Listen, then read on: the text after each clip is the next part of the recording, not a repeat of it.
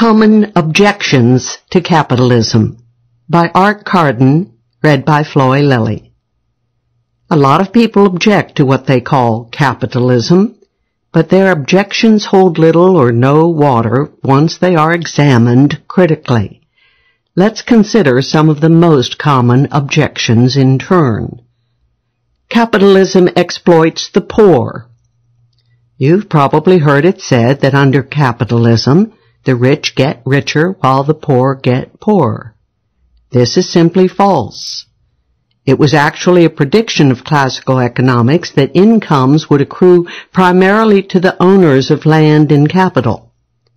In his 2007 book, A Farewell to Alms, economic historian Gregory Clark points out that if you look at real returns to land, rental rates, they have fluctuated but remained virtually unchanged.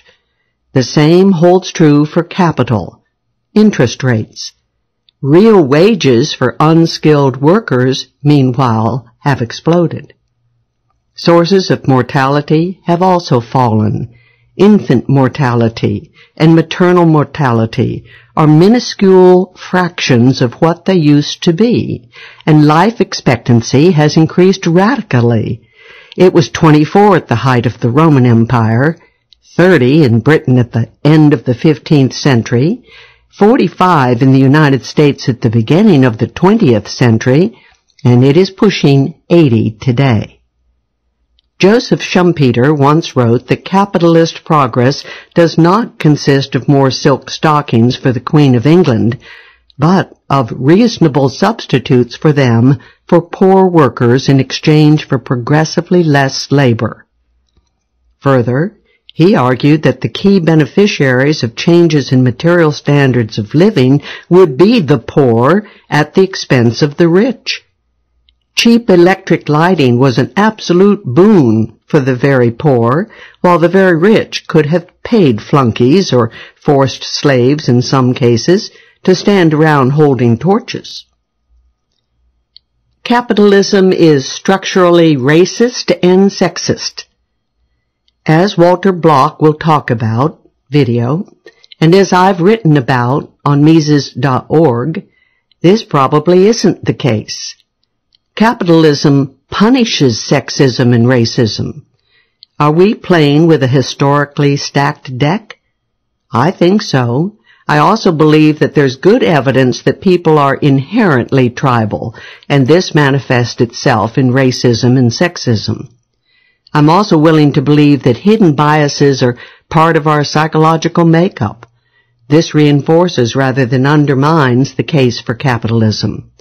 However, and it undermines rather than reinforces the case for the state.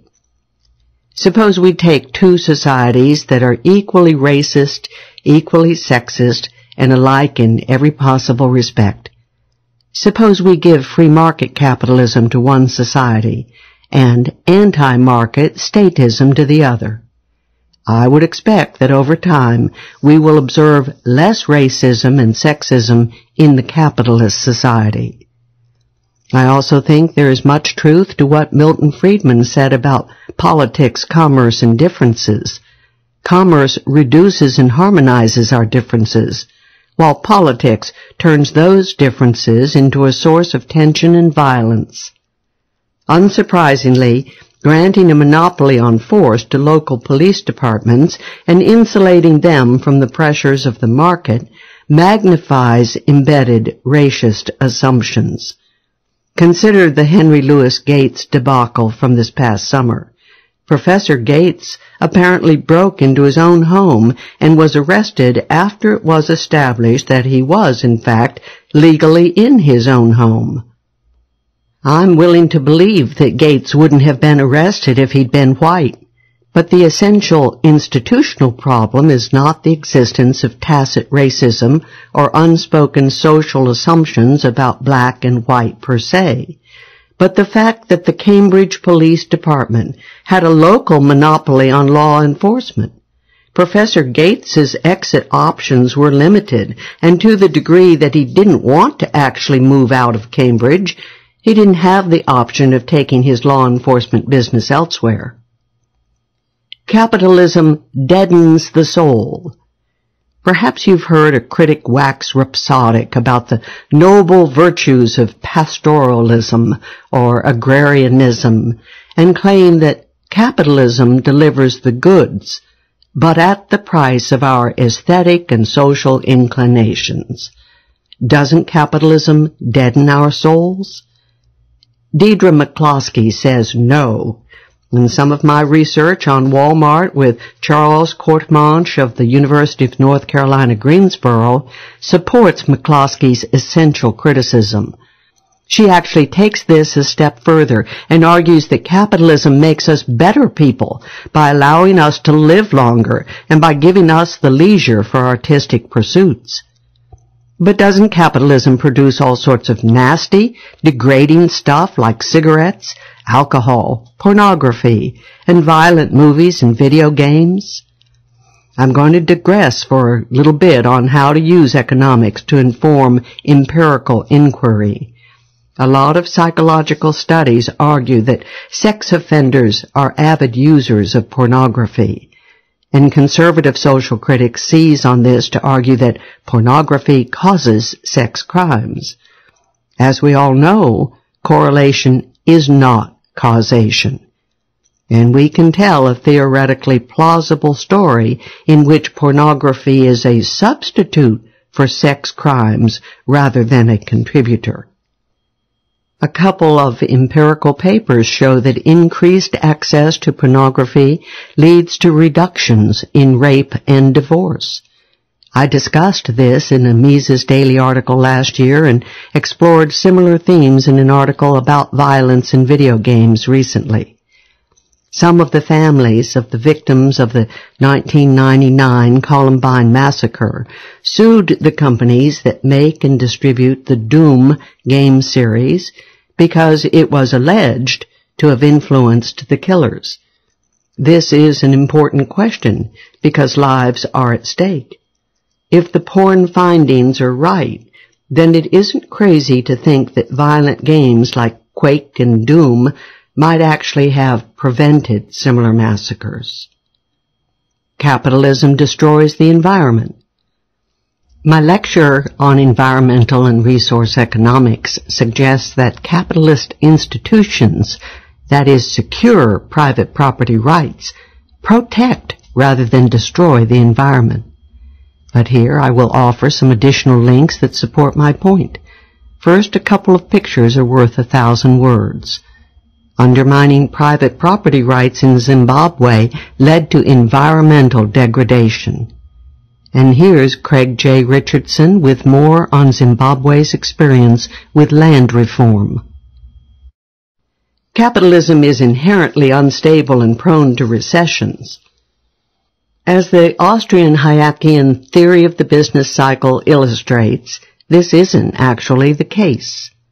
On the Mises Institute's YouTube channel and media page, you can find lectures by Robert Murphy, Douglas French, and Roger Garrison explaining why this objection doesn't hold water. To make a long story short, growth will be sustainable if prices, interest rates in particular, aren't distorted by government intervention. Capitalism is prone to resource monopoly. It isn't, but let's assume that it is. If this were true, it is hardly clear that the solution is to replace a monopoly that is responsive to and constrained by market forces with a different monopoly that isn't, and that has guns to boot. Be that as it may, some things are just too important to be left to the market. Consider health care, which is the topic du jour and the foremost example of something that is too important to be left to the market. First, health care is defined and revealed by the market process. And second, we can't know how much is enough without prices, profits, and losses. As always, claims like this are exercises in robust political economy. Even if we grant the ethical assumption that healthcare occupies a different moral category than other goods and services, It isn't clear that a government monopoly will do better than a free market. My recent experience as a participant in an extended moral economy, as a husband and a father, has brought this into high relief. I'm very sensitive to the limitations of the way health care is delivered in the United States. Consider the discrepancy between reality and the logic of regulation. You can pay a price of $0 for information from a friend or relative, and you are free to treat your children using folk wisdom and home remedies. However, you aren't allowed to pay a positive price for health care provided by someone who has some expertise, but not expertise of the quantity and quality demanded by regulatory and licensing bodies. Here again, I borrow from Walter Block. It's like a regulation saying you can only buy Armani suits or luxury cars. I don't see why we shouldn't be allowed to have healthcare Hondas. Medical licensing also illustrates what F.A. Hayek called the fatal conceit, albeit here in a morbidly vivid manner. Markets will produce their own regulatory institutions in the form of private certification agencies like the Underwriters Laboratory and the Good Housekeeping Seal of Approval. Once again, what constitutes good medical practice will emerge from the market process. Current medical licensing suffers from the presumption that there are objectively correct and universal categories that constitute health care, that these can be known and understood by panels of experts, and that these experts can wisely exercise judgment on behalf of everyone else. Well, capitalism is just ugly. According to some, capitalism is neither beautiful nor noble, because it rewards people not for transcendent values, but for materialism. When I discuss my Walmart research with people, I often get a response to the effect of, "Have you ever been to a Walmart?" followed by a recounting of the ugly people, cheap products, and mundane baubles one can find at America's largest retailer. There are a lot of good reasons not to shop at Walmart. It isn't particularly pleasant if you're in a hurry, or if you really value excellent service, for example. But the fact that Walmart doesn't serve your particular preferences about the kind of shopping environment you want doesn't make the company evil in any meaningful sense.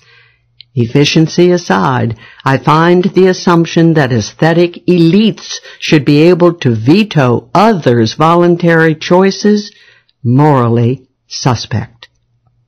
Conclusion.